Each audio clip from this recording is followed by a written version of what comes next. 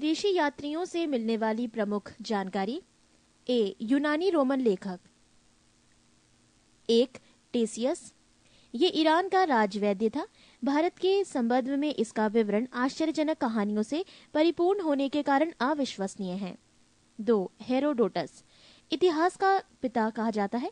इसने अपनी पुस्तक हिस्टोरिका में 5वीं शताब्दी पूर्व ईसा पूर्व के भारत फारस के संबंध का वर्णन किया है, परंतु इसका विवरण भी अनुश्रुतियों एवं अफवाहों पर आधारित है।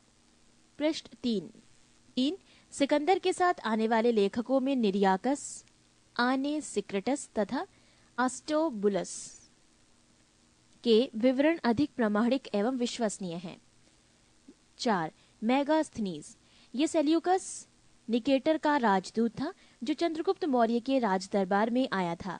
इसने अपनी पुस्तक इंडिका में मौर्य युगीन समाज एवं संस्कृति के विषय में लिखा है।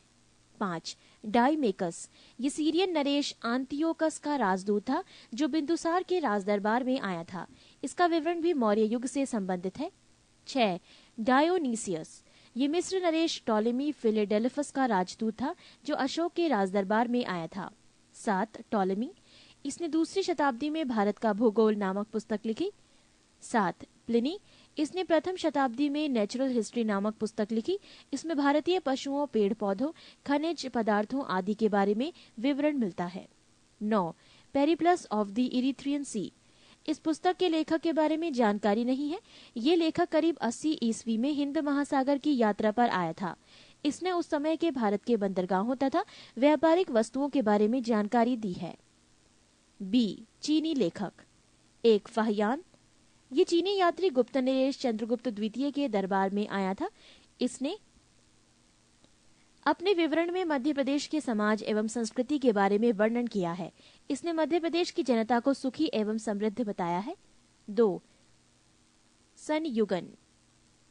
ये 518 ईस्वी में भारत आया। इसने अपने 3 वर्षों की यात्रा में बौद्ध धर्म की प्राप्तियां एकत्रित की। 3, हुएनसांग। ये हर्षवर्धन के शासनकाल में भारत आया था। हुएनसांग 629 ईस्वी में चीन से भारतवर्ष के लिए प्रस्थान किया और लगभग 1 वर्ष की यात्रा के बाद सर्वप्रथम ये भारतीय राज्य कपिशा पहुंचा। भारत में 15 वर्षों तक ठहरकर 645 ईस्वी में चीन लौट गया। वो बिहार में नालंदा जिला स्थित नालंदा विश्वविद्यालय में अध्ययन करने तथा भारत से बौद्ध ग्रंथों को एकत्र कर ले जाने के लिए आया था। इसका भ्रमण वृतांत CU की नाम से प्रसिद्ध है, जिसमें 138 देशों का विवरण मिलता है। इसने हर्षकालीन समाज, धर्म तथा राजनीति के बारे में वर्णन किया है। इसके अनुसार सिंध का राजा शूद्र था। नोट: हुएनसांग के अध्ययन के समय नालंदा विश्वविद्यालय के कुलपति आचार्य शीलभद्र थे। 4, इत्सिंग। ये 7वीं शताब्दी के अंत में भारत आया। इसने अपने विवरण में नालंदा विश्वविद्यालय, विक्रमशिला विश्वविद्यालय तथा अपने समय के भारत का वर्णन किया है। सी, अरबी लेखक। 1, अलबरूनी। ये महमूद गजनवी के साथ भारत आया था। अरबी में लिखी गई उसकी कृति किताबुल हिंद या तहकीके हिंद भारत की खोज आज भी इतिहासकारों के लिए एक महत्वपूर्ण स्रोत है।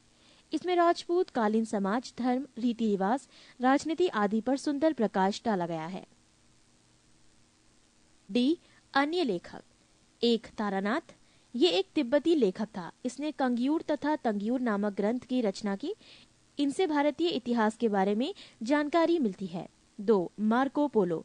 ये 13वीं शताब्दी के अंत में पांड्य देश की यात्रा पर आया था। इसका विवरण पांड्य इतिहास के अध्ययन के लिए उपयोगी है।